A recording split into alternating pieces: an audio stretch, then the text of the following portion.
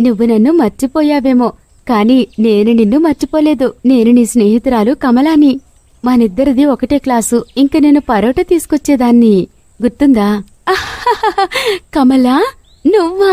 నేనసలు నిన్ను గుర్తుపట్టలేదు. చాలా చాలా మారిపోయావు నువ్వు. ఇంకా ఏంటి చెప్పు? తలపై సింధూరం, మెడలో మంగళసూత్రాలు అంటే నీకు పెళ్ళయింది. నువ్వు సరిగ్గా చెప్పావు, నాకు పెళ్ళయింది. నేనిప్పుడు చాలా ఆనందంగున్నా. నాకు 4 సంవత్సరాల కూతురు కూడా ఉంది. తను నాన్నతో కలిసి ఉంటోంది. నాన్నంటే చాలా ఇష్టం. నాకు కాస్త పనుంది, అందుకే వచ్చా.